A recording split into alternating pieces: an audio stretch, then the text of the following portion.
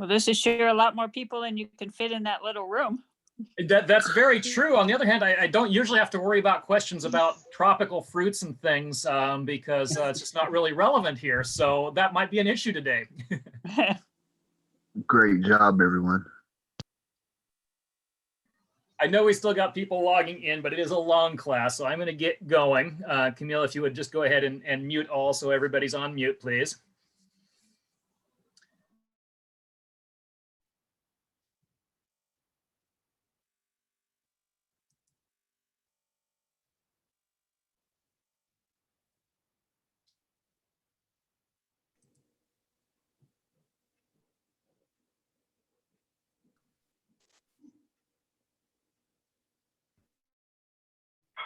Sorry, I had to find my tab again because I missed it. Yes, I was muted too for a moment there. Welcome, good morning. Appreciate the phenomenal interest in the pruning classes here. It's always a big class for us, even when we host it in person, and I'm interested in seeing what our final turnout's going to be, but it's going to be very large. That's one of the reasons I want everybody to please mute, and my co-host should have already muted you down. And I will take questions that are relevant to our current slides as we go, as best I can, and that's what Camila's helping me with as well there. I will also offer some open mic verbal question time at the end. I know it's not always convenient for everybody to type things in chat bar, and that's fine. Today's class is fruit tree pruning, and it's a big enough topic in and of itself that I can't get too far off track. I will be talking very briefly about some of the unusuals, the nut trees, the pomegranate, or the figs, and the persimmons. We really don't have time to cover small fruits much, but anyone who wants to hang on at the end, I will take some questions so we can go into it a little bit detail. The problem with small fruits is fruit trees everything's pretty much the same for most types of fruit trees. Small fruits, everything is different. It takes a long time to go through all the ins and outs. Similarly, I'm not really covering subtropical, tropical fruits. We just don't grow them outdoors here, so it's not so common an issue. I have a fair understanding of them. If you want to address some questions at the end verbally or through the chat verbally through the chat at the end, or send me emails. I will tell you, I know a lot more about pruning pomegranates than I do about citrus because they're strictly a greenhouse indoor crop here. So question there up on the chat is, what is a small fruit? So anything that's a tree fruit we're covering in today's class. So that's apples, pears, cherries, peaches, nectarines, plums. We're not covering blueberries, raspberries, strawberries, currants, gooseberries. It's just too big of a class to handle, I'm afraid. So with that in mind, we're going to get going here. And so welcome to fruit tree pruning. And the first thing I wanted to go over is what's the point? Why are we pruning these trees? Why aren't we just letting them do what they want to do? So we're trying to accomplish some very specific things in the course of pruning a fruit tree. And the first and biggest issue is simply to control disease and pest issues. You want to be looking at damaged branches, diseased branches, branches with borers, and that kind of issue, and get those cleaned up so that you're not fighting the problems as you get into the growing season. That's the biggest reason from the tree standpoint. The biggest reason from the consumer standpoint is keeping a tree manageable.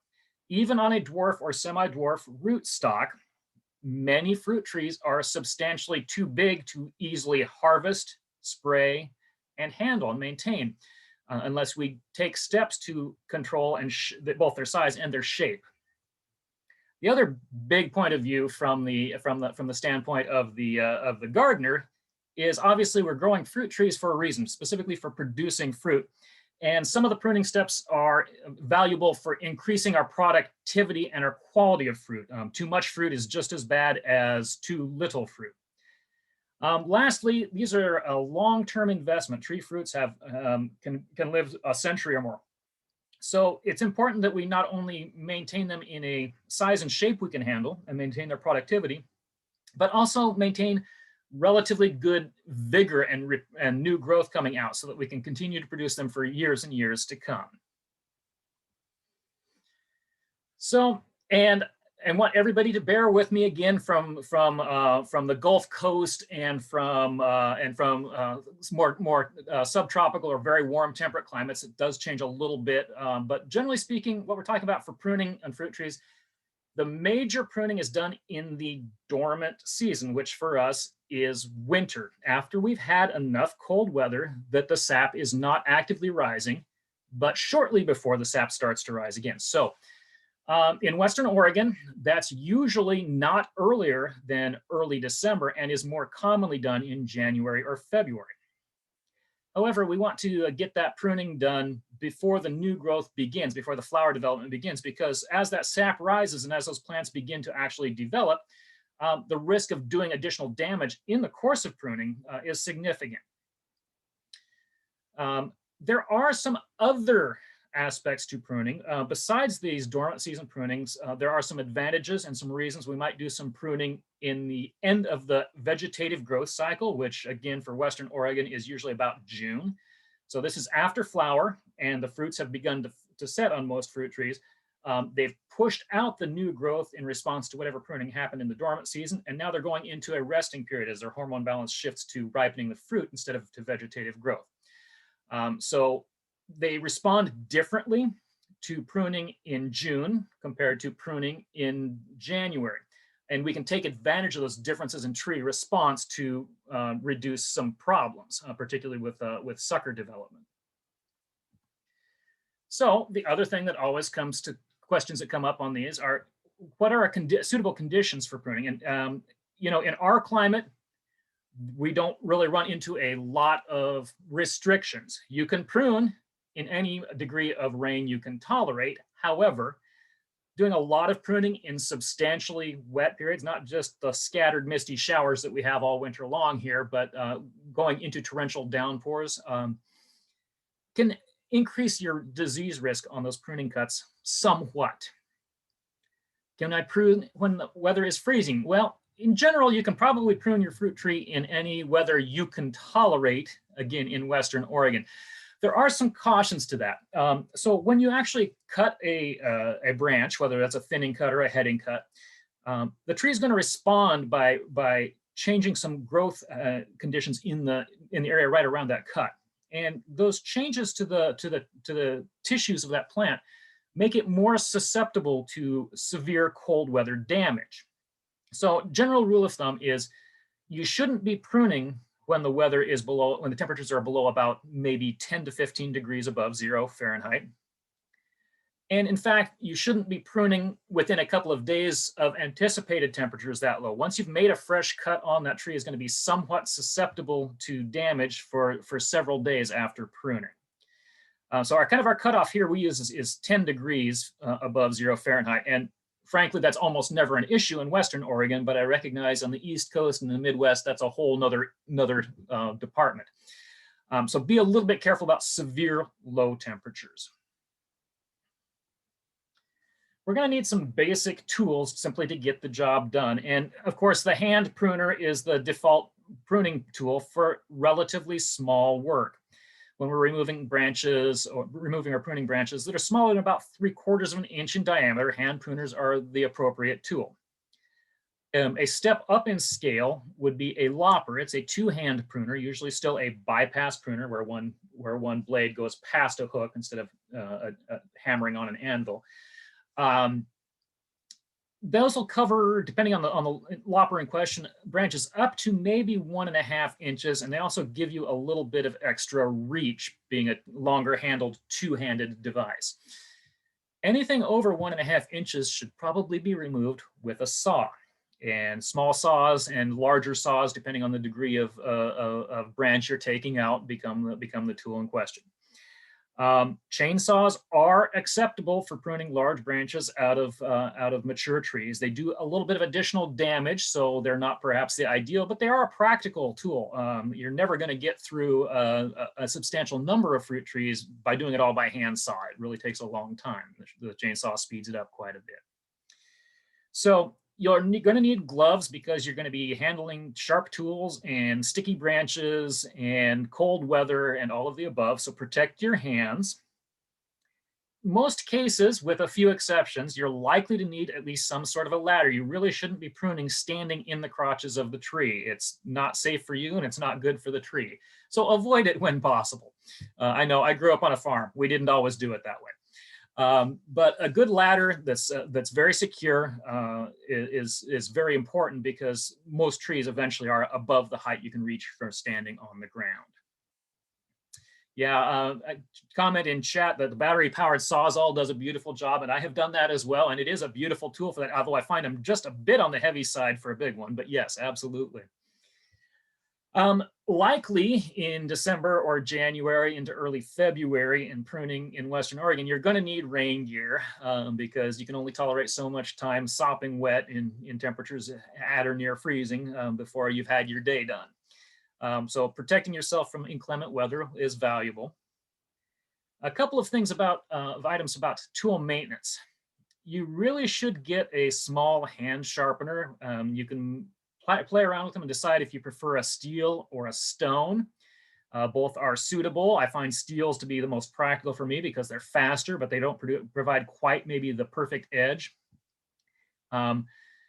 You don't need to sharpen your tools between every cut. You may not need to sharpen your tools between every tree, depending on the age of tree and how many cuts you're making and such.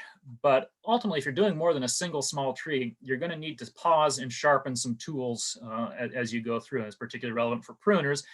Most modern saws require very fancy sharpening, and the sharpening holds pretty well. So it's something you usually have done commercially for the sharpening end of it, and not between cuts and between trees. Sanitizing your pruning implements can be very important because you can spread diseases on your pruning implements from branch to branch or from tree to tree. This is particularly true of bacterial diseases, though fungal diseases spread this way sometimes as well. So sanitizing, a couple of useful sanitizers. Bleach, a very mild bleach solution, 1 part bleach in 9 parts water, 10% solution. Does a good job of sanitizing tools, particularly at the end of the session if you want to make a decent amount of it and really dip your tools into it and clean them thoroughly. Bleach is somewhat hard on the metals of a variety of tools. It's usually a good idea to, after you've cleaned them, to wipe it down so you don't have a lot of residual bleach water sitting on your tools. At home, I tend to use rubbing alcohol or isopropyl alcohol because I can carry a little bit of it around with me and a rag. And when I decide my pruners are looking dirty, or if I've been working through a particularly diseased patch, or when I'm ready to switch trees, I can simply wipe down the cutting surfaces with a rag that's been damped in rubbing alcohol. And that does a pretty good job, all in all, of sterilizing. Rubbing alcohol can also be somewhat hard on. So don't assume that it's absolutely perfect for your metals. Do take the time to do a thorough cleaning and drying off at the end. Last thing you need is, well, you need fruit trees, or the class is relatively irrelevant, but the last thing you really need is courage. Don't be intimidated. There's a balance of science and art to pruning a fruit tree, and we're going to try to give you the basic tools you need to go out there and play with it. Everybody prunes trees just a little different, and there's nothing wrong with that. So feel brave to and empowered to go out and tackle the project. A book you might look up really is one of the best pruning books I've ever seen. I've been doing this professionally for about 30 years. We use this book to train our employees. We've got some line diagrams in the presentation from the book. It's our best-selling single gardening book at the Garden Center here. And it goes through not only basics of how to prune, but also some variety by variety. How does an apple tree differ from a pear tree in pruning? And it doesn't do just fruit trees. It does small fruits, ornamentals, and vines as well. And so this is Pruning Made Easy by Lewis Hill. He's done other gardening books. They're well worth checking out. Darren, I do have a question earlier about sanitizing in specific a chainsaw. Would that be something that would be more difficult to do? Or? So with chainsaw, you're not going to sanitize cut to cut, but it's not a bad idea to clean it down between trees. Rinse it off and then make sure it cools first. Rinse it down, and then you can rub the cutting surfaces with rubbing alcohol pretty easily, or you can actually pour a little bleach water solution over the chain. And you have to do it, have to advance it, clean it and advance it, clean it and advance it a little bit to get the full chain length. Yes, it is still a good idea to try to make some effort to sanitize, especially if you're dealing with trees that have known issues like lilac bacterial blight, because it's a problem you don't want to spread around. Thank you, Dan. Okay, so before we get into the nuts and bolts here, a little bit of understanding of tree structure. So when you're looking at a tree, you have various parts of that tree that we'll be discussing. Of course, the first thing is a trunk. So this is where it comes out of the ground. On most trees, this is a single trunk. There are some exceptions out there, depending on how people have grown things, and things like figs are a little different. That central trunk is the main upright structure of the tree. From the central trunk, you have what are called scaffold branches. So on the diagram, if you all can see my little cursor there, we've got the central trunk coming up, and then scaffold branches are the larger structural branches that form the skeleton of the tree. The diagram is beautiful, but it's sometimes easier to see in a photograph. And we have a very short, stubby trunk on this old apple tree. And then we have a total of 3 main scaffold branches coming off of that trunk. This was not pruned to our ideal technique, by the way, just so you know. From the scaffold branches, there are smaller lateral branches that emerge.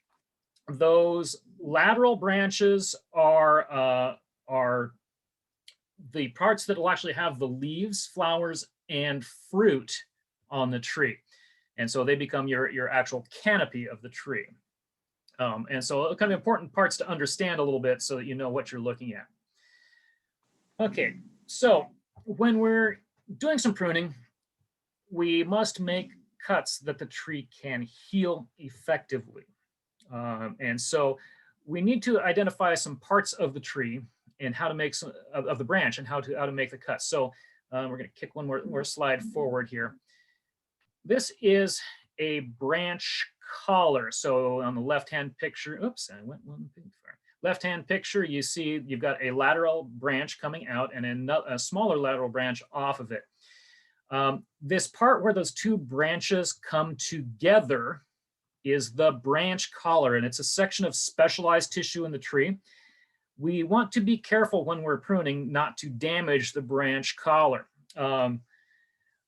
It's also important to understand different types of cuts. There's 2 major types of cuts you're going to be making in pruning a fruit tree. You will make thinning cuts. Thinning cuts are removing an entire branch back to its parent branch or to its parent trunk. So that is actually a physical removal of an entire branch back to its main junction. So it's referring to the smaller branch coming off. A heading cut is taking a robust branch and topping it so that we can encourage some of the laterals to grow off of it. Those are the 2 main types of cuts you're going to be making. So when you're making a thinning cut, and you can see again here on this small lateral branch, we want to cut flush, but we do not want to cut flush back to the parent branch or parent trunk. We want to cut flush to the top of the branch collar. If you leave too much of a stub out, that's going to heal hollow as that stub slowly decays and rots away. If you come clear back into the main parent branch, you might create a concavity that can become infected. And the tree has more trouble actually healing over that cut to make a nice clean callus tissue. So pruning to the top of the branch collar is the appropriate technique. When you are heading, we want to make a slanted cut, approximately 45-degree angle. You don't have to get out your compass and measure it precisely, but we want a nice slant to the cut, not something that is too long because the tip will die back, and not something that is too square because you're likely to have a larger surface of tissue that's not going to heal right. When you are making a heading cut, you are intentionally trying to get the tree to focus energy on a branch or a small grouping of branches that are slightly further back from that cut. So as you can see in the picture on the left, use that dominant lateral branch there. right behind the cut is going to push a lot of growth. That's going to get the major part of the energy that's coming up that parent branch is going to focus on that. And then further down, back down the branch, you'll get diminishing amounts of energy being focused. So it's really important that we are careful not to damage that branch we are trying to encourage. So we'd like to make our cut approximately 1/4 inch past the butter branch we're trying to save. You can also see it in this picture here, 1/4 inch above the lateral branch that we're encouraging. We've headed this branch back with an angled cut. We do this because anytime you make a cut, you are likely to create some dieback from that cut, and we don't want to die back behind the point of that branch, or we will eventually have problems with that branch. So don't prune too close, and do make a slanted cut. Orienting your slant. So you can see how we did that, where the high end of the cut, it matches, is parallel to and matches the branch that we're encouraging, and the back end, the bottom end of the cut, is on the opposite side of the trunk. Again, for the same reason, we're taking care to protect that lateral branch. Saw cutting, by the time you get up to actually taking bigger branches out, and boy, that's a lot of pruning on that branch, you need to take some steps to be careful to not damage the tree. What happens if you take a fairly large branch out with a saw and you just make a single vertical cut is, by the time you get about 3/4 of the way through or so, the weight of that branch starts bending at that weak spot you've created. And then when it gets enough bend, it tears, and it'll actually tear a strip of bark clear back down. And it can be very extensive and very damaging. So when you are removing larger branches, take the time to do it in a sequence of cuts, taking some of the weight off clear back a ways, much farther past where you're going to make your finished cut. So first of all, remove the weight of the big branches. Secondly, do your cut in 2 steps. Actually, technically 3 steps. Where you want your finished saw cut to be, make an undercut. Cut from the bottom end of the branch up, so you're cutting through the bark tissue and into the heartwood a little bit to create a clean line of break for that stub to break on. Next, do your downward cut, but you want your downward cut to be not in perfect line with that undercut, but a little bit past it. So you'll make your downward cut, and again, when you get, even if you've taken a fair amount of the weight off, when you get so far through the branch, you're going to get a final snap, but it'll only snap back as far as your undercut because you've repaired it. Now you have an undercut and a kind of a partial cut and a break and a bit of stub. Now you can make your final flush cut that matches up with your undercut for a nice clean cut. So undercut, remove the branch, and then cut off the stub. This will give us nice clean cuts that heal well and that don't have a lot of bark tearing. So we've covered some basic how-tos on making a cut. Now we're going to talk a little bit more about what we're actually trying to get to. And there's basically 3 directions or 3 rules of pruning that you want to go. These are your prioritizations. This is how you decide what's most important in your pruning removal. We want to be careful not to take too much off. Sometimes pruning on a tree that has been neglected for a few years is a several-year process of getting it back to where it needs to be. Your first most important step is to inspect and remove any dead or damaged, infested, or infected tissues. So we're looking for obvious signs of borer damage. We're looking for signs of bacterial or fungal diseases. We're looking for actually dead tissues. Once you've got the actual dead stuff out, now you want to pause and look again before you resume pruning. And the next most important thing is clearing out your interior, avoiding claustrophobic branches that are all clustered together. So what we want to do here is we want to remove any branches that are actually crossing over or in contact with each other, where their natural motions are going to create a rub spot and an injury. Or branches that are coming back across the center from a scaffold branch. If they're coming back through the interior and through, they must come out. They're going to be a problem. Now, after you've got your dead and damaged tissues out and your crossing and rubbing issues out, now you can start looking at the tree and deciding what to keep and what to get rid of. So examples, dead, damaged, diseased tissue on a peach tree, all three on the same, pardon me, one's a peach and one's a nectarine. There are two trees there.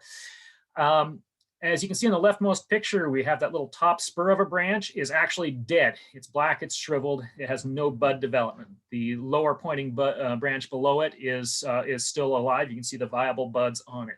So in that case, you would want to definitely remove that little stub. In the middle picture, it's a little harder to see, but we have some sort of callus tissue that's not a normal pruning callus here. This might be a canker from a bacterial disease, it's likely. Other than that, it could be a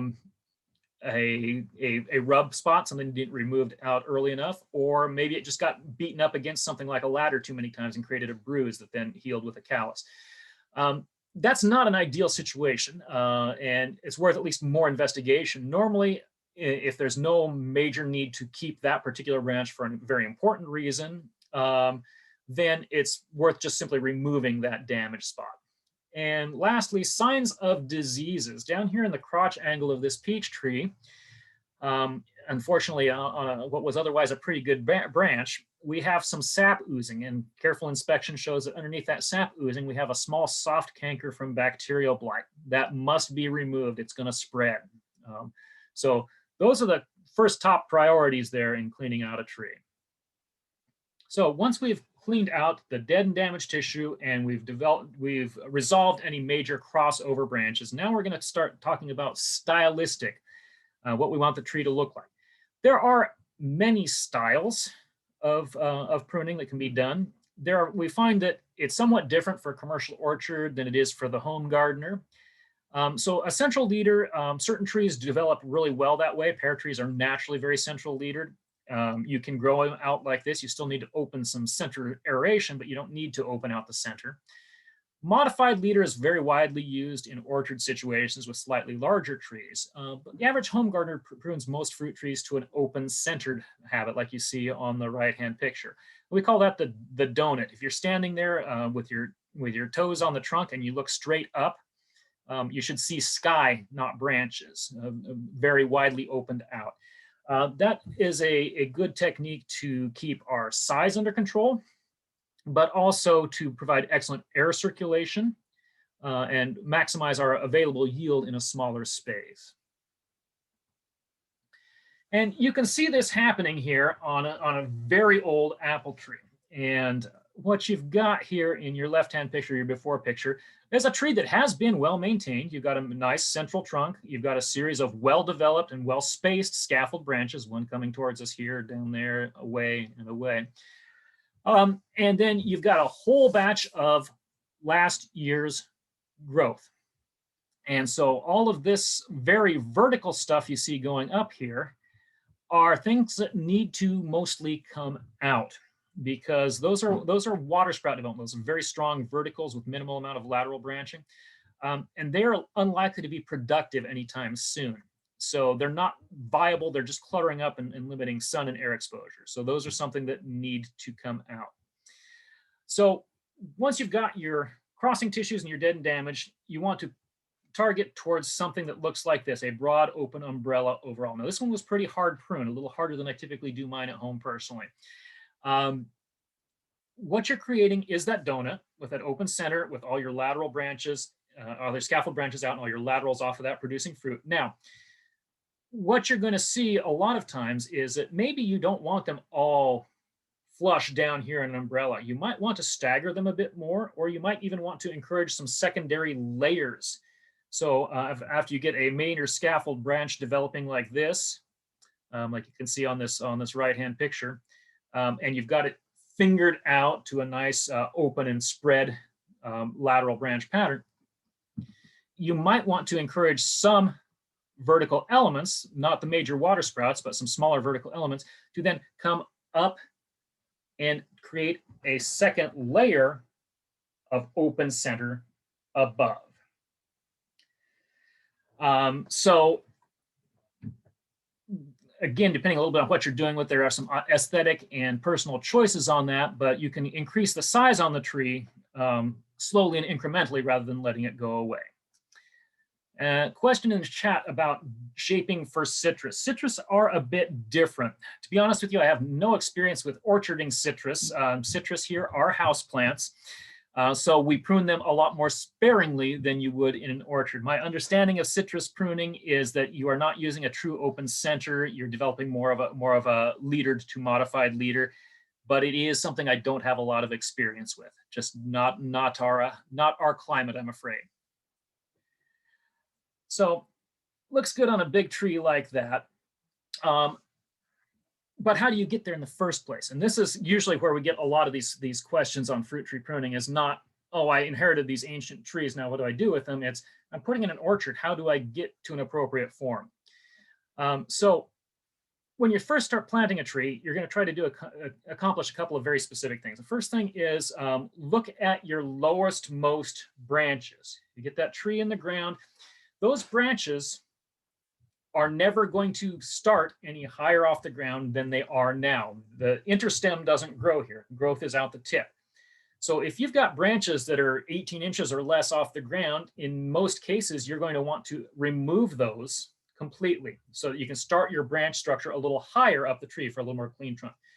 We do this because you need to be able to get into the tree inside, on the inside underneath the canopy for weed control, for harvesting, for pruning and spraying maintenance. And having a lot of ground level or near ground level branches really makes that very difficult. As you're working up those low branches, you're going to be looking at the overall form of the tree and making some decisions as well. So typically a young fruit tree will have a dominant central leader. Okay, so with that dominant central leader coming up, you don't want to take that off yet in most cases. Again, there's a few exceptions. It's a good idea, however, to maybe tip that, especially if you're starting with an old, like a 5 to 6 foot tall, 2 or 3 year old tree, so that you can start developing some lateral branches back down in here so you have some choices. What you're going to be looking for in the next 2 to 3 years is finding your main skeleton, finding your scaffold branches. So you are going to try to develop a lowest branch. This may be the first major fork if you have a leader like this and a really robust secondary branch coming out the side like this. That's a logical spot to start because it's going to be a pain to remove that major healthy branch. But find your lowest scaffold branch, and then you'll be getting, over the next 2 or 3 years, you'll be getting some lateral growth off of that leader. So now you're going to select 2 or 3 or 4 scaffold branches that come off at various levels, not all at the same point. If you come out all at the same point, you have a really weak spot there that's subject to ice damage. But if you come at different levels, the way those swells of those branch collars develop, they won't overlap and they won't create the natural weak spot there that can tear. Also, you want to make sure that those scaffold branches are distributed around the circumference of the tree. So a young tree, really typical to remove some small twiggy growth on the bottom, some clustering. There's often, you look at the diagram here, there's often some little clustery stuff even in here that might need to come out, little spurs or very small twiggy branches that are very weak. Take them out as well. Top the leader just enough to encourage some lateral growth down here. You can see where these latent buds are that can develop. And then if you have any of these lower branches that you're keeping that are working their way up, make sure you prune them hard enough that you are well below what's left of your central leader. Now here's kind of the caveat in that, and the caveat is try not to remove more than about 1/3 of the available branch and leaf structure. Okay. A question in chat, don't lower branches on the first few years give you additional girth on the lower trunk? Potentially, and it does depend when you're buying fruit trees. If you buy fruit trees at the department store and you're getting these little 1-year-old trees that are maybe 3 feet tall, it's very important you keep as much branch structure as possible for the first year or even 2. On the other hand, if you're getting 2 to 3-year-old trees that already have 3/4 of an inch caliper or thereabouts, the extra girth really isn't that important because you've got a pretty good girth. So make some solid judgment does come into play there. Even in the trees I bring in as 2-year-old trees at the nursery here, you'll find that there is some variation depending on relative vigor, the rootstock involved and such. So sometimes we will hold lower branches a year or two. Just don't hold them so long that they become an integral part of the tree structure and hard to remove. And that's the caution there. Question about building the scaffold on a young multi-grafted tree. So a multi-grafted tree is simply a tree like a pear that has 3 or 4 or 5 different pear varieties grafted onto it. We do this to have some spread of harvest and variety in a small space, but also to cover pollination issues. Most fruit trees require 2 or more different varieties of the same type to pollinate. For example, you need 2 or 3 different apple trees to get apples on any of them. So typically is done to conserve space while still meeting the needs of the tree and having an extended harvest and variety. So the challenge you run into with a multi-grafted tree, and I do have a couple of slides at the very end about that, is that your scaffold choices have already been made. They made them when they grafted them. You have to stick with what you've got and clean it up. Biggest thing you will notice in developing the scaffold on a multi-trunk is that there is quite a bit of variance from variety to variety in how vigorous those varieties are. And you will often find one variety substantially dominating the others and growing 2 or 3 times as much volume and speed. So you have to prune accordingly to retain those weaker varieties without butchering the tree horribly. You know, when you start playing with these trees, we see that people tend to actually over prune their young trees and under prune their old trees, except for the few people who do it the other way. So don't be afraid to prune on a young tree, but don't get way carried away. You have time to make some decisions, and making a fairly bad choice now often can be corrected on a very young tree. So as those trees are then developing out post-planting, we need to start selecting and developing those scaffolds. You can see kind of a sequence of prunings here. This is typical. This year 2 picture is often what our trees start like, something along this lines. These are 2-year-old grafts are very, very much branchy like this to begin with. Remembering to do a few things here. Look for scaffold branches that you intend to keep, and thin stuff that's cluttering up the interior, even on a young tree. We want to develop the weight and structure of the scaffold branches, not put out a lot of tiny twiggy growth.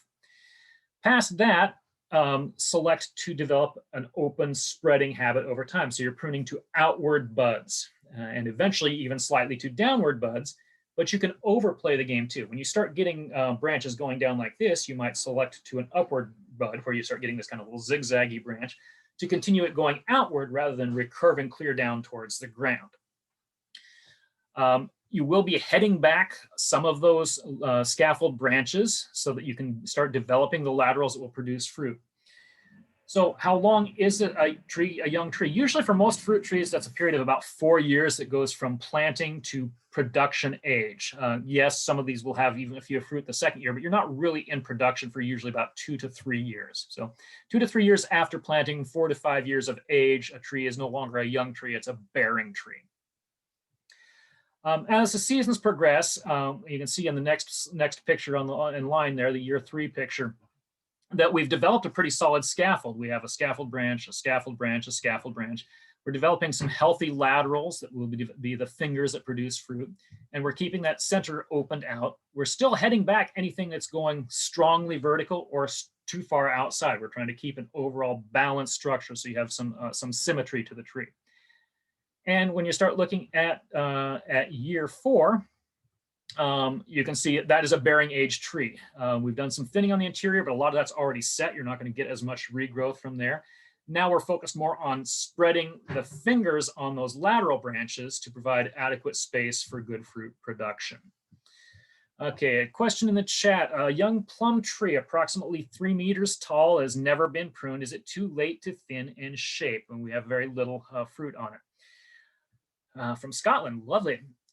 So it is by no means too late to prune, but now you're gonna have to do a little bit of recuperation pruning. So the first thing you need to do, of course, plums thicket. They've got there'll be a mess in the inside if they haven't been pruned much. So your first step is really going to be thinning that thicket down and finding what you have for structural branches to work with at all. And so that's probably a year right there. It's likely to be 25 to 30% of the available leaf mass is all clustered in that center. Your next year after that is to decide what of those structural branches you have are viable skeletal scaffold branches that you can actually develop out. So once you've got them opened out, you find your 2 or 3 or maybe 4 healthy, robust branches that are going different directions, so spaced on the circumference of the tree, and at slightly different levels. From that point on, that's probably you right there. From that point on, you just start developing that open-centered donut. So it is certainly recuperable, but it's going to take a little time to get it back into a production shape. Plums are notorious, plums and pears are both notorious for being a little harder to prune than some of the other trees. A question in the chat, and I kind of just glanced across it. What are water sprouts and do they have a purpose? So water sprouts are strongly vertical vegetative growth, and they're a natural tree response to pruning.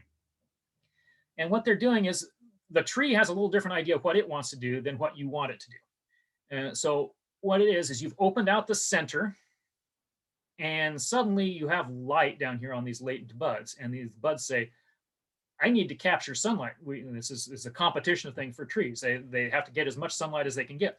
So I've got sunlight, I'm going to grow. And they just grow vertically. Water sprouts increase the height of the tree, and water sprouts are typically with their very wide spacings between bud nodes, because they're fast rate of growth, and their few or no flower buds, are very low productivity branches. So they have a purpose, increasing the size of the tree, but that's not necessarily the purpose that you want them to have. Ultimately, sometimes you will save stubs of water sprouts to develop new arching branches, new laterals off of a primary scaffold. Other than that, you take them all out because they're not contributing to the productivity and shape of the tree. So a couple of more concrete examples. A couple of different ones, so you can see some differences amongst the trees as well. 4-year-old plum tree. I'm sorry, the pictures are a little darker than I thought they might be. You see what plums do. They just fill the center with all this twiggy, wispy growth. That's just inherent in plums. This is what they do. So this is just coming into bearing age on a plum. And we have to still finish developing the scaffold as well as provide good potential for production. So as we're looking at this, we know we've got viable scaffold branches, one coming towards us, kind of a weird angle there, and then coming off the side here. And this low branch here is a viable scaffold branch as well. So those are going to be the branches we're going to really focus on keeping. And we're going to take all of this hairy material out of the center. And this, what you can see is happening over here. So once we've got the center and top cleaned out and the insides of our scaffold branches cleaned out, so we removed some stubs back in here, you're going to still have a lot of this wispy growth here on the ends. Now, a certain amount of that needs to be kept because that's where the flower buds and fruit production is going to be, as well as the vast majority of leaf buds. But you don't want to let it over clutter. What happens if you get a lot of fingers out there is that light and air doesn't get through here, and you get tons and tons of flower buds with tons and tons of fruit. And you would think that's a good thing, but the tree, after pruning and such, can only successfully ripen so much volume of fruit mass. So you need to open that out a bit. You need to thin it so there's not quite so much volume of flower mass, but you also need to thin it with the eye towards creating space between those fingers so you've got good air and light penetration into the buds. Okay, so I'm going to catch up on a couple of relevant questions in the chat because they're really relevant to what we're talking about now. And if I can scroll down a little bit here in the chat. Okay, I have an old inherited plum tree. My chat is being difficult. Just a moment here. Okay.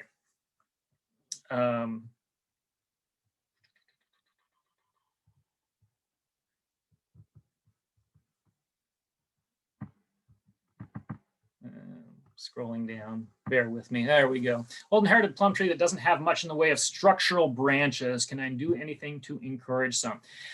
Yeah, okay, so you're taking the right steps. You've already reduced the height over the last 2 years, and that's a big part of it. Pick the best of what you've got to work with and thin more aggressively to encourage the branches you're keeping to get a bit more robust. It's not a perfect solution. A tree that has gotten way out of hand can be really difficult to recuperate. This is going to be a stage where you might want to do some two-step pruning, and that also addresses the next question in line: are plums better pruned dormant or summer? So pruning in dormant season is valuable because you're putting less stress load on the tree. You want to do some. This is primarily larger structural removal stuff, really overgrown branches, broken branches, diseased branches. If you hit your 25 to 30% just from that, then you stop for the dormant season. You can resume pruning in the summer after they're all leafed out, and so post-flower new growth has come out, and you can start thinning back in the interior, and you can do some secondary smaller branch removal, but you don't want to get in there and do a lot of really heavy chopping. And what happens is the pruning you do in the winter is going to result in quite an aggressive amount of growth filling in. The pruning you do in the summer is going to have a much smaller secondary growth push after.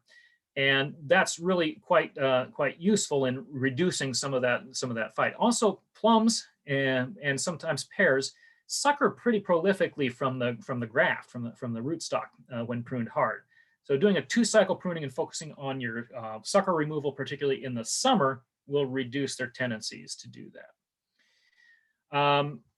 Question relevant also to timing: is it too late to prune when the flower buds are on?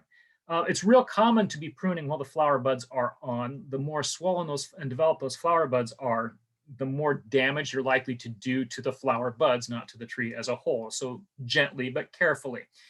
And this is really common. It's actually easier to prune in late January, early February, when you can see the well-developed buds, than it is in late November, early December after a couple of frosts, when the buds are very dormant and it's really hard to tell what you've got in terms of quality. So definitely not too late. Catching up on the chat a little bit more, and then we'll move on. Fig trees, I'm sorry, I'm going to put that one off a little bit. We're going to talk about figs at the end because they're a little different from traditional fruit trees. Pruning to keep height down. So generally speaking, how do you do that? Generally speaking, once you've developed your skeletal scaffold branches, you're going to keep those branches, and you're going to be doing primarily thinning. You're going to remove all those vertical sprouts out, clear back to that original parent scaffold. So you're thinning them. And that does a really good job of limiting the height overall. Sometimes you want to develop a little more height. You might develop a secondary layer up, but still, once you've developed a major branch, you always prune everything of the interior and vertical off of those. And that's the best way to really keep the structural height down. Sometimes they get away from you and you have to head them back harder, where you've got your scaffold branches and maybe they're really ascending. It's okay to select a branch a season and head it back, forcing a new branch to come up and develop out. And that's done pretty frequently, especially on old trees. Broken branches, a case of a peach tree that broke a main branch from overproduction, and all the other reasons we like to get up there in the summer and do some thinning. You have to prune back to an area into healthy tissue below the break. So yes, if it's a main scaffold branch, you may have to remove the entire branch if the damage is that far back, and it's really frustrating when you finally get a tree up to production age. It's starting to do well and it breaks either due to ice damage or overproduction. Distinguishing leaf buds from flower buds, some variation from type of tree to type of tree. Generally, for most trees, leaf buds will be adpressed. They'll be closer to the stem. They'll be narrow and pointed. Flower buds will usually be turbinate or rounded. So they'll maybe round with a point or just simply round, and are typically larger and often stand out a little bit from the stem. And it's really easy to tell them apart, as I said, as they get some beginnings of sap rise and we get up into late January, early February. It can be really hard to tell latent flower buds from latent leaf buds if you're pruning in the very front end of the season. Peach tree struck by a fallen tree and split the trunk. Okay, and then you wrapped the trunk and it's growing, but there's a lot of scarring. So you have some decisions you want to make about that because that area where that split was, even though you've wrapped it and you've got it to knit together and you've got lateral branches still coming up above it, that's always going to be weak. If you can maintain the good thinning and you're not in a situation where you're likely to get a lot of freezing rain weight loads like that,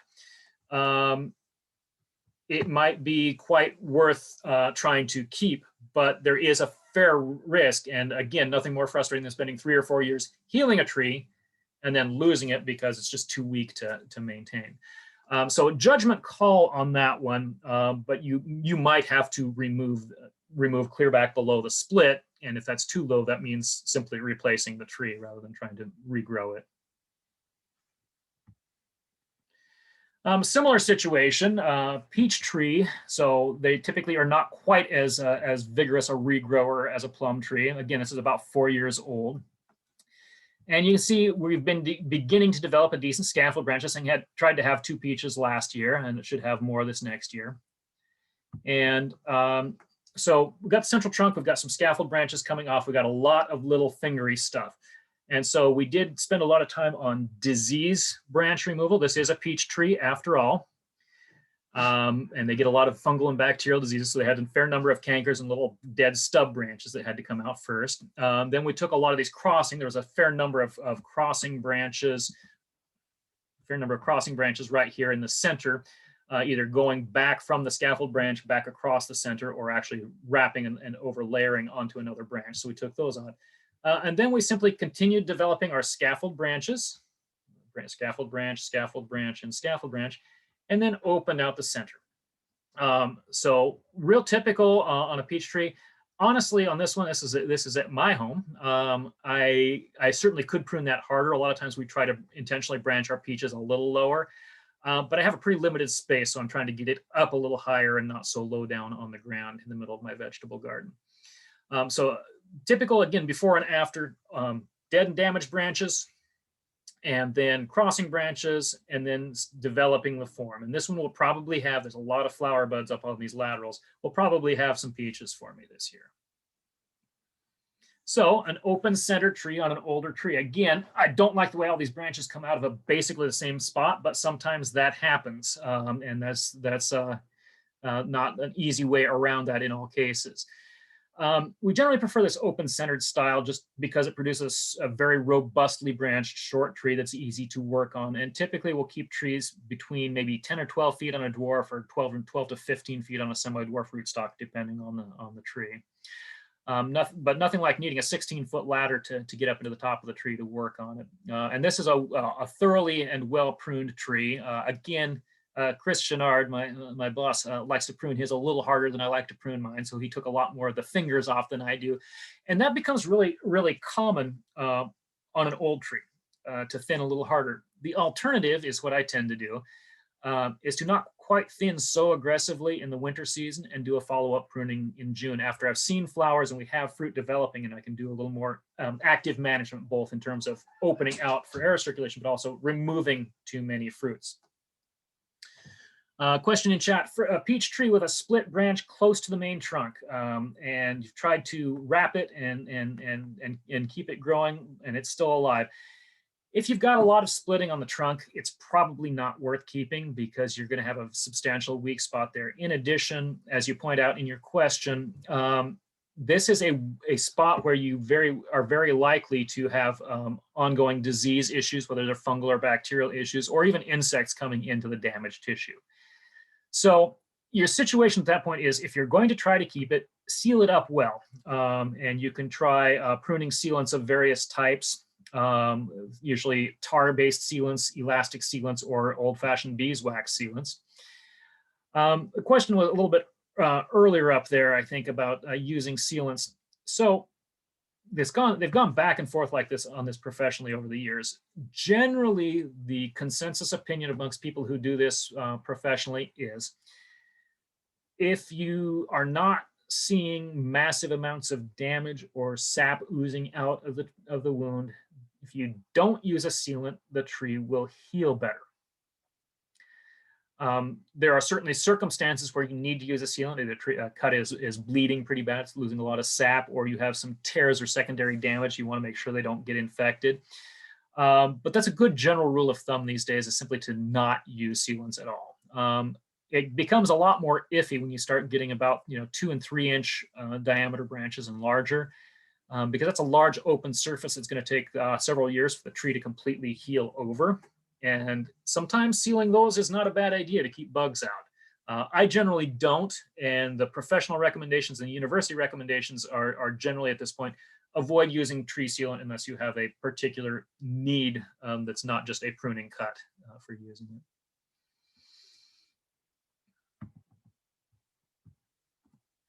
So those are kind of some basics on fruit tree pruning for shape and size. I want to take a moment here to address some of the exceptions and unusual situations you're likely to run into. Figs are different. Almost all of your traditional tree fruits are grafted at the base. They've got a graft line, they've got a central trunk, and they've got scaffold branches. You can grow figs with a central trunk and scaffold branches. It's not that uncommon, but they're not grafted. And they do tend to sucker from the soil, from the root system, or from the crown itself. Because they're not grafted, those suckers are actually viable producing branches. So it's really common in the home orchard to maintain a fig, instead of maintaining it as a 20 to 25 foot tree, to open it out as an open, broad bush and bring it down to like 10 to 15 feet by 10 to 15 feet as a multi-trunk. The key with figs is you'll have, whether you have one trunk or you have several, you have old wood, that's the primary structural elements of the tree. And then you have new growth, the last season's growth. You can differentiate between old growth and new growth to some extent by their hardness, brittleness, but also by the coloration. Your newer growth, your last season's growth, even this winter, will still have a greenish tint to it, where the older wood is definitely a silver gray. That 1-year-old wood, that last year's production wood, is going to have your figs. They don't come off of the older wood. So you don't want to take it all off. On the other hand, you don't want a ton of it, because it's gonna have little tiny figs or none at all because of the overproduction, and because it really is bad for air circulation and good, particularly sun on the leaf exposure. So it's real typical to remove 1/3 to 1/2 of the previous season's growth. Now, while you're looking at doing that and digesting the thought of doing that, because it's a fairly substantial amount of actual branch removal, here's the other thing you need to look for, and this is again particularly relevant to those of us in less than subtropical climates. The figs that tend to be productive in our cool summer climates are breba figs, and these figs have already set their baby figs on the branches last summer that are going to ripen in early summer next year. So as you're up in there and you're thinning out all of that last year's growth, you need to look for these little baby figs, these little brebas, and they look like a fig just in miniature, and they're still hard. You don't want to leave tons of them. If you got 100 of them on the tree, you don't want that many to try to ripen, but you also don't want to remove all of them, because that's your early crop. And in our cooler summer climates, that's often the only crop we get. Now, most figs will, or many figs will also, besides the breba crop, have a second crop. These are what they call ever-bearing figs on the new growth late in the summer. But in the Willamette Valley in Western Oregon, we seldom ripen that crop. We don't have enough heat long enough for them to successfully ripen. So our breba crop is our dominant crop, and if we thin too heavily, we won't have much of a crop. And that goes back to the question I think was a little earlier on the chat. I have a fig tree that froze hard one year and now has a very large fig bush with multiple trunks. Can I choose a dominant trunk to develop? You certainly can choose a dominant trunk to develop.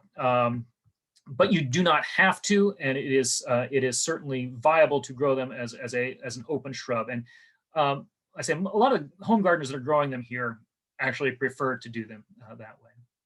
Also back in chat, I have a 7 to 8 year old turkey fig that has never been pruned, doesn't produce any babies, but does produce fruit really well. Open up the chat a little bit wider because I've got a lot of them in.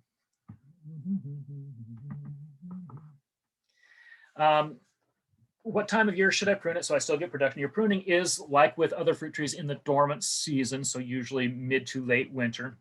We often like to wait a little bit on the figs, just like we do on grapes, to let the buds swell up a little bit more and see what we've got to work with. Also, we hate pruning really early in the winter here in Western Oregon because a lot of our cold weather doesn't really come in until January or February even.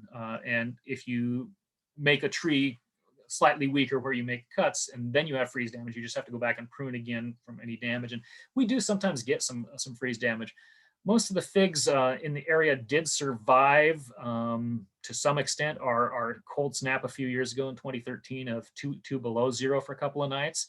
But a lot of them took a long time to recover from that. So to increase your first fig crop, your breba crop, good thinning is the critical aspect of that. It's very important that you do thin that new growth out, but you keep an eye out for those breba developments, and that's your major goal. Lots of fig questions. I love it. I almost never get tons of fig questions in a fruit tree pruning class. Fruit tree is very tall, and after 10 years we have some figs. Should I cut it a bit shorter? Yes, you really should. You should take some of that top out of it and start developing some lateral branches or even some suckers to develop. It's okay to prune fairly hard on figs, more so than on traditional fruit trees. When training a fig to a bush, how many stems would you leave? So what happens with figs over time is you get these scaffold branches out, whether they're, again, multi-trunk trunks or a major trunk and a scaffold branch. And over time, you start noticing that some of those older ones are kind of getting weak. They're not pushing out lots of new lateral growth, which will produce the figs on them for the following year.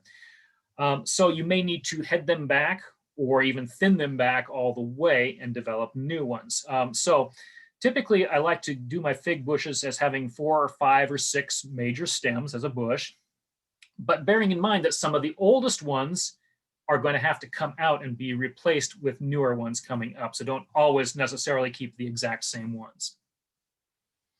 Darren, I think you have a question a little further out about damage from a buck on the fig tree. Is there something we can do to treat that? I imagine that would cause some substantial damage. Great, I see it there. Thank you.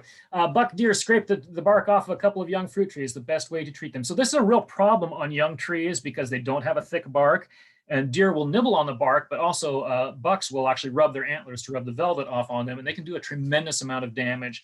You need to evaluate how much damage has happened. If you are less than 50% of the circumference of the tree, it's probably salvageable. If it's more than halfway around that's damaged, it may not be salvageable at all.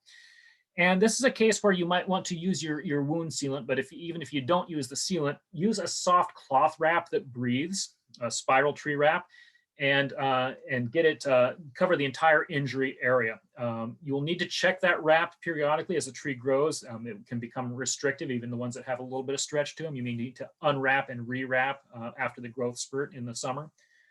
And you'll need to protect them until you get enough callus tissue to seal up over that. Generally speaking, if you got significant deer population, you're likely to need to put some sort of exclusion fence so the deer can't get into them. Not only the browsing, but as we note here, the buck rubbing.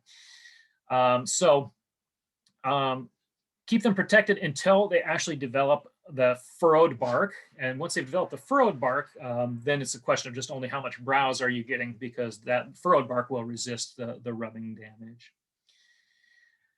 Spraying, well, kind of outside this class, but I'll touch on it briefly. How often should I spray my peach leaf curl in British Columbia? You should be spraying several times over the course of the dormant season and possibly into the growing season if you stay wet through the growing season. So a real typical regime for me is I try to get 3 sprays on dormant starting at leaf fall. So usually about November, December, and January. Once they start showing flower color, you stop spraying. But once the flowers are past and you're beginning to get leaves and baby fruit, you can spray. You simply need to spray with a product that's safe on those developing fruit. That could be biological fungicides like Monterey Complete Disease Control, or Serenade was a brand that was out for a while of biological, or similar very mild fungicides, or there are some chemical fungicides you can use. You have to be a little careful with how close to harvest you get, but what happens in the Pacific Northwest, as you're quite aware, is our rains keep going and going and going into May, sometimes into early June. And this is when a lot of this peach leaf curl infection happens. So you need to kind of keep on top of it. But copper or sulfur, which we typically use in the dormant season, can damage the young trees. So you need to switch out to products that are safe on the developing fruit. Okay, loquat trees, again, a fairly subtropical fruit. They do grow a few of them in the Portland area. Pruning is much lighter. So you want to think, I think before I tackle that further, I'm going to talk a little bit about persimmons because it's kind of germane. So we talked about figs. Persimmons prune kind of like a fruit tree, but typically much lighter. So what we tend to develop in a persimmon tree, if we go back a few pages here, we typically develop either a central leader or a modified leader, with the modified leader being the more common approach. So you still want to develop scaffold branches, but you typically don't ever bother opening out the entire center. You'll develop those scaffold branches, usually 4 or 5 or 6 scaffold branches at, again, varying heights up the trunk, and let them develop out and finger out for production.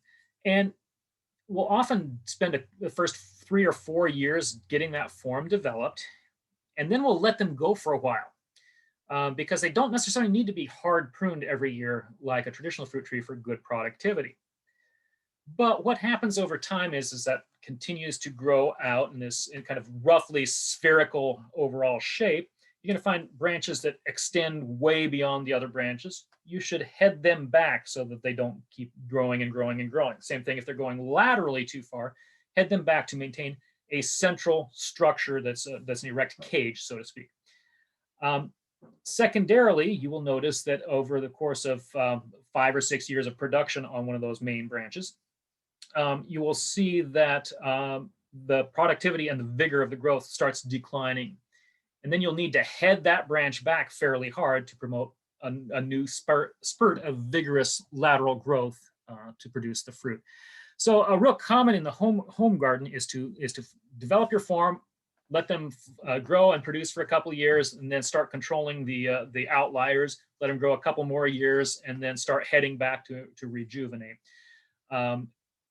You can also selectively rejuvenate, and that we'll talk about that a little bit more in the nut trees in just a minute. So loquats aren't that different, except they're evergreen, which makes them sometimes a little harder to see what you're doing. But you don't want to do a real heavy thinning opening out like you do a traditional fruit tree. You want to create a basic strong structure and then prune only as necessary to rejuvenate the growth.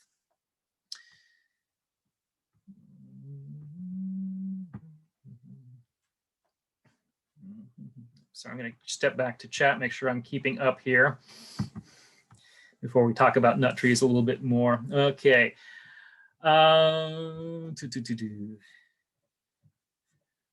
Okay. So, okay, Bordeaux, France, minimum temperature -5 degrees centigrade, large 30-year-old tree. How do I best take the height out? We want to keep some canopy for shade in the summer. It fruits brilliantly, but suckers a lot. Okay, so, and I see further down there's a reply in, Ruth. What sort of fruit tree? It does make a bit of a difference. Generally speaking, you're going to want to take, over the course of a couple of years, take the most vertical sections out carefully, which means doing it in the dormant season and then follow up pruning to respond to the vigorous regrowth that happens. Don't try to pollard it. Don't try to take everything back to a framework and regrow it. Yes, you can do that. Overall, it tends to lead to kind of a structural weakness and tends to have a huge amount of fill-in regrowth that is very difficult to correct. So take one or two big branches of the tallest, most obstinate branches out so that you begin to get some control. And you're going to do that over the first 2 or 3 winters with just follow-up pruning in the summers to deal with all the clustery growth that comes out after you do that. And when you're seeing tons of sucker growth like that, regardless of the type of tree or age of tree, when you're seeing lots of that water sprouting and lots of root suckers, back off your dormant season pruning. Still do some for your major structural things, but do your follow-up pruning after the growth spurt, because after the flower and fruit set and the vegetative growth pushes and then slows and stops in the dry part of the summer, pruning you do then doesn't tend to result in quite as much of a vigorous growth response. Question, should we remove flowers and fruit on a tree that makes some of the fruit your first year, yes or no? So it really does depend a little bit upon how old the tree is when you buy them. As I mentioned, you can sometimes buy them in different ages and sizes. I generally don't let most trees fruit the first year. Very few of them try. Cherries, yeah, if you want a couple to ripen to taste, it's okay to let a couple ripen. Generally speaking, you'll get better response and better health of the tree overall if you simply remove all flowers and fruit the first 1 to 2 years, just so you have a chance to develop a good structure. A question about the figs again. Early figs come on 1-year-old wood, and then late season figs come on new growth. So if you leaving a whole batch of older wood is not good. It's one of the reasons we continually refresh them. And they don't tend to continue to set on older wood back down the trunk. Question about pruning apple trees in Benton County. Do it now, right? Yes. See, that was also answered in chat. Yes, now. And the earliest you can usually start in the Willamette Valley is sometime in December. They're not really dormant before then. You can continue to prune clear up through early bud development if necessary. This is particularly true of really early flowering things like plums, peaches, and pears. A lot of times we run right up into the flowering cycle on pruning. Apples are late enough. Usually most people are done by the time we're that far along. Timing on pruning citrus. So a couple of things about citrus that I do know. So citrus break into a couple of different groups. There are very few hybrid citrus that are repeat bloomers and fruiters, like Meyer lemon isn't truly a true lemon. It's a hybrid and it continually reflowers and refruits, and you prune them sequentially through the year as needed. Most citrus have a single flower cycle followed by a single fruiting cycle. And the flowering cycle happens in the summer and the fruiting cycle happens in the winter in the Western US.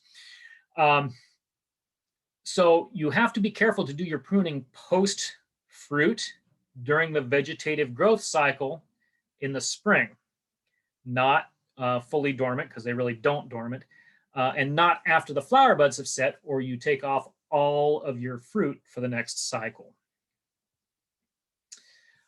Question about quince. Say quince prunes basically like a pear or an apple. They're very similar. They overproduce like pears. They tend to overproduce pretty heavily. Most quinces that we handle are dwarf, technically. They average slightly smaller than a similar pear tree. And it depends not so much variety thing, but what are they grafted on is what controls the size. In a desperate situation, you can grow flowering quince. It's a completely different species. They're a low suckering shrub. They flower, they fruit. The fruit is much poorer quality than tree quinces, but is edible. Other than that, you're not going to find quinces grafted down to anything much smaller than about a 12-foot tree. And yeah, the problem with quince is if you are really good on making desserts with quinces or using quinces into your ciders for additional flavor in cidering, great. But otherwise, this is not a fruit you pick off the tree and fresh eat. So the limited utility does sometimes result in more production than you can handle. We're going to get a couple of slides down, and I'm going to show you a little bit about multi-grafted trees, both in espalier and in upright. So I'll defer that question for a few minutes here. I really can't address pomegranates today because we're running over already quite a bit. Shoot me an email. I'll talk to you a little bit more about pomegranates. Again, we don't fruit pomegranates here. We don't have enough heat for good production. There are some very specific pruning techniques for pomegranates though, but rather than addressing it in the class, I think I'm gonna defer it and take it in email if you don't mind. Old, very old pear trees covered with moss and lichen. So what you're seeing as moss is actually lichen. It's a communal organism, it's half animal, half plant. Lichens and mosses to moderate degrees are not a problem. And if you go back if we went back a few pages in the presentation there, you'd see some of those old trees have a lot of lichen on them. They're not parasites. That being said, really heavy amounts of lichen can sometimes cover over buds and prevent light from getting to them, so prevent them from developing normally. If the lichen is becoming problematic, if you are doing a regular dormant spray program with spray oils, with copper sprays, or with lime sulfur, that should do a pretty good job of stripping that moss and lichen down.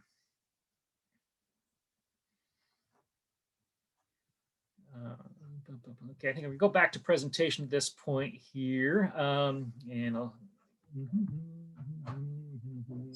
let's find one of those pictures up close. I think, and we have to go back a little bit. There, okay. So you see how much lichen's on that tree. That's even with some dormant spraying, though maybe not quite as aggressive a dormant spraying as a professional would do, because, you know, those of us who do this for 10 hours or more a day at work don't always do the best at taking care of our trees at home. That degree of lichen development does not concern me because it's all on the older wood and it's not smothering over any viable buds, so it's not at any particular risk to the tree. Okay, nut trees. So walnuts, chestnuts, and hazelnuts are what we'll talk about here. And almonds, just treat them like a cherry tree because that's basically a cherry or a peach tree. That's basically what they are, so more like a fruit tree. So nut trees, we do have a trunk. We do have scaffold branches, but they're not scaffold branches. They're heads. They will separate out if you do an appropriate pruning on them young, but they will keep going kind of upward. And then each of those heads will develop a small secondary crown, which will have some kind of scaffold branches off the head, and then laterals off the scaffolds, and then nut production, flower and nut production off of those. The big difference here is if you look at hazelnut or chestnut, they look like they've been pruned more like a fruit tree. They're typically open centered out. Walnuts usually not quite as much. You want to develop the 2 to 3 to 4 heads and let some scaffold branches develop off of those. But you will notice over the course of 4 or 5 or 6 years, kind of like with the persimmons, the vigor goes down and thus the productivity starts declining. And so you need to then head back those heads to create a new set of scaffold branches to develop new laterals from, to reinvigorate them. The cycle is usually about a 4 or maybe 5-year cycle on nut trees. And there's a couple of approaches to that. Commercially, they tend to let them grow and produce and grow and produce and grow and produce, and then chop them all back. And that means one entire year of no production. But the active production in years 2 and 3 and 4 after doing that is so high that it's commercially viable to handle it that way, to have the off year and then really heavy production. Most home gardeners don't want to handle it that way. So a better approach is to select a head that's getting old and head it back, let it redevelop while you keep the others. And then the next year you take a different head back and you kind of stagger your pruning. And that's a very viable way. Otherwise, the basic principles are still the same. You make the same types of cuts. You still want to create open air circulation in the center. So you don't want to let a lot of clutter coming back from those heads cluster over the main part of the tree. But that rejuvenation heading, like with the persimmons, is kind of a little unusual and unexpected. So other considerations. Okay, so you look on this left picture here. This is a multi-variety fruit tree here. And a really good thing to do is, while they are in fruit on a mature one, is to go out and label them so you know which one is which. Because the risk of doing any substantial pruning on a tree like this is that you accidentally eliminate an entire variety by over pruning. And so this one was appropriately color-coded, labeled for the different varieties coming off it. So everybody knows which branch is which. And now we can go through and prune to develop the natural tree development, like we want, the open-centered spreading development, while maintaining not only a representation of all those different varieties, but also some degree of balance. If you notice down here on the bottom, two of these branches, these two are the same variety, are really robust. And on the back side here, some of these, although there's multiple thin branches out, some of these varieties are not as strong and robust. And the little orange tag here on the back side, there's hardly any of. So pruning to create some degree of balance in the tree, so it's not getting either too lopsided or being completely dominated by one variety with no representation of the other varieties, is very important. Espalier pruning is a bit of an art. So an espalier is simply a fruit tree that has been grown up to a limited height and then turned to grow laterally along a support structure like wires or posts. And so this is a really good way to produce decent crops in very small spaces and to keep your fruit size down. The problem is you have to prune a little differently. You still want to do your major structural and disease control type pruning in the dormant season, but you have to go through literally all growing season long. And as you can see here, and we're coming up close to harvest, this is an August picture on this Asian pear fruit coming on. But these guys that are coming up laterally or coming up vertically off of that trained lateral branch need to come out.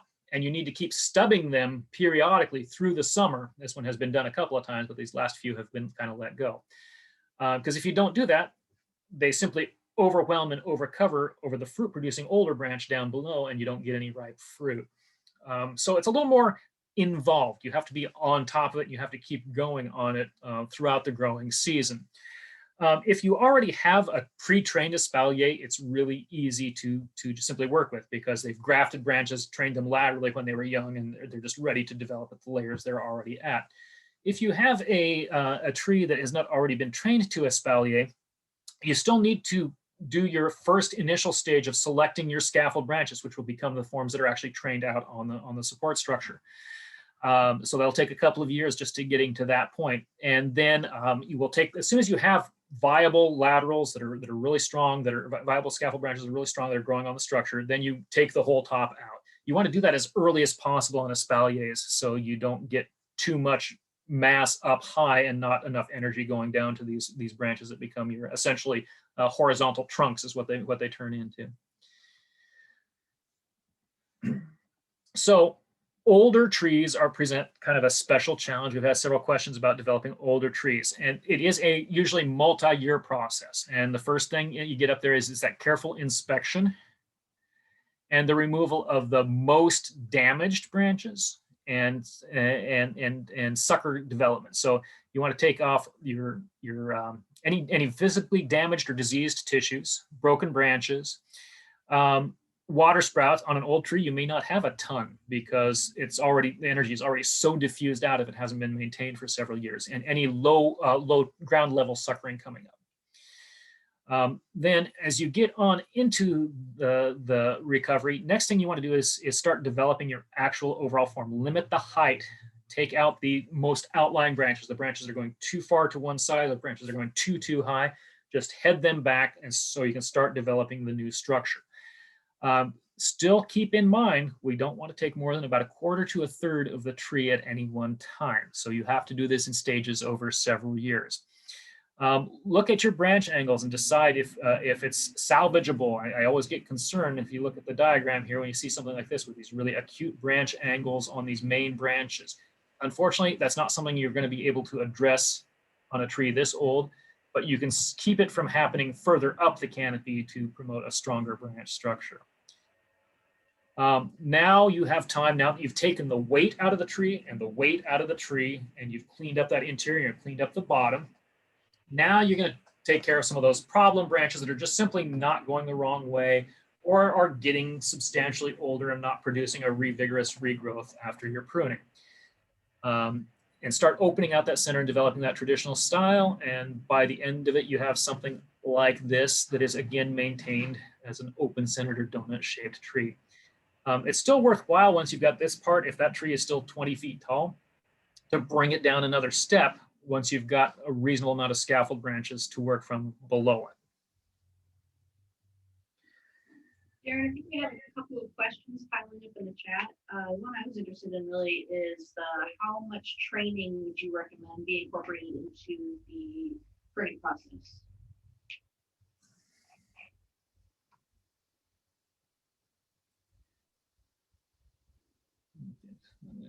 Okay, sorry, the question was? Where was I? Just had it fall down to the bottom real fast and find it again. They're accumulating faster than I can answer them, so I'm trying to find the question on there. There we go. Do you advise always pruning branches to obtain an open center versus training them by weighing or staking them to be more open? Okay. So some combination of techniques may be necessary for controlling branch angles.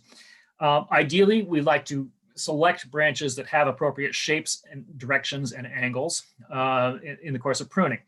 It's not always possible. In some trees, pears are a classic example. Pears tend to have innate tight branches. So if you are trying to develop your structure, particularly on a young tree, and you are having trouble with those branch angles, it's okay to put a spacer in, cushioned on both ends, to gently spread a branch. That's a spreader. Or if the branch is still light enough and hasn't developed too much stiffness to it, tying some weights on the end of that branch, and you want to be quite a ways out to the end, not close to the actual collar, to create a kind of a recurve spread to that branch. And it's generally speaking a good practice to develop those branch angles, because those really, okay, so if you look at a branch collar, if you have a branch that comes straight in at 90 degrees to the parent branch, you've got a really small branch collar, but it also doesn't have much flex potential for resisting damage from breakage.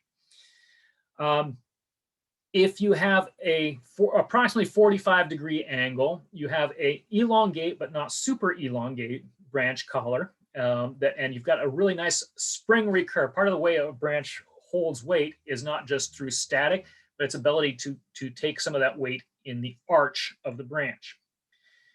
When you start getting up substantially narrower than 45 degrees, you have a very elongate branch collar, and that specialized tissue is beautiful for healing, but is weaker than the surrounding wood would. So that's more likely to tear under weight loads. In addition, it can't develop as much of a recurve to support the weight on the springiness of the branch. So taking the time to develop those branch angles on a young tree is very valuable. When I bought the place I'm in now, I inherited an old flowering pear tree in the middle of the backyard that was not pruned correctly and had a lot of those very acute angles. And over a couple of snowstorms in the first 10 years I owned the place, the whole tree literally fell apart out of the center from those branches just collapsing like that.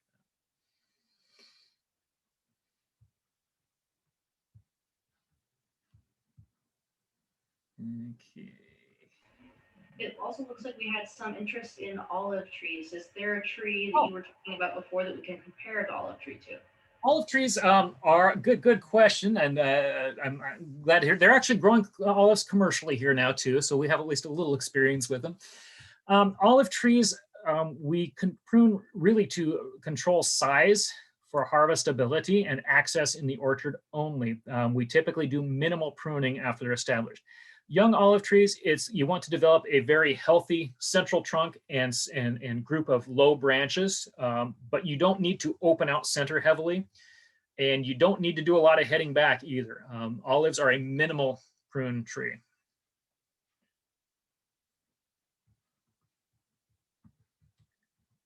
Just keep me up to date on the questions, Camille, because I can't even find them on the chat at the moment. It's just scrolling through too much.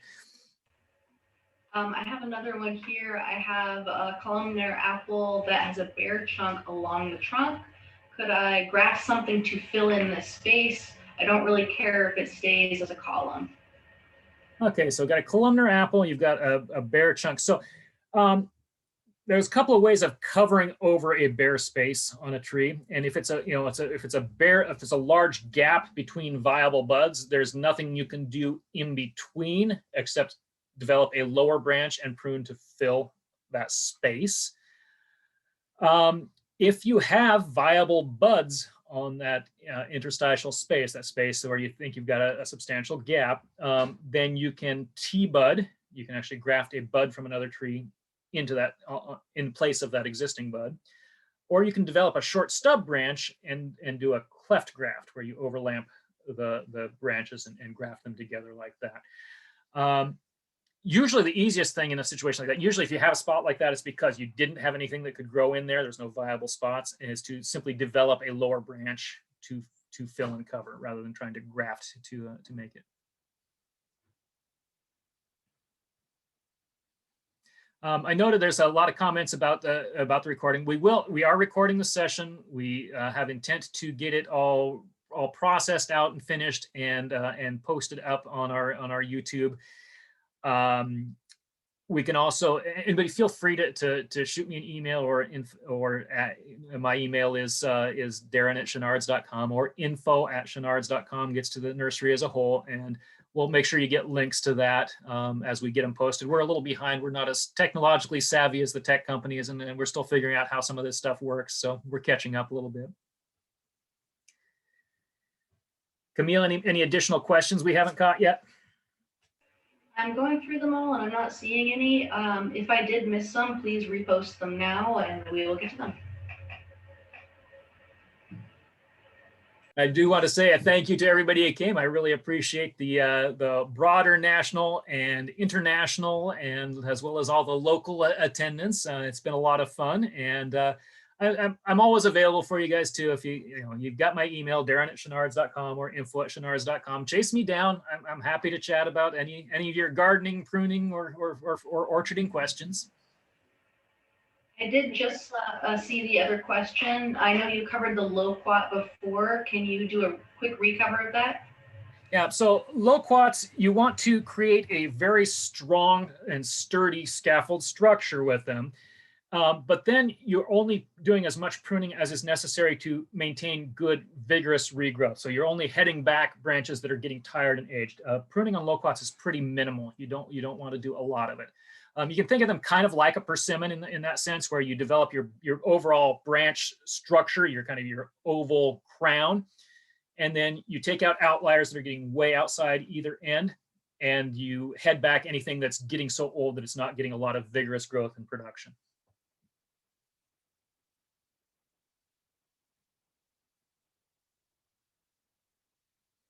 On that note, I'm going to go ahead and sign off. I appreciate the attendance. And like I say, if you got any additional questions that we didn't catch there, please contact me. I'd love to hear from you.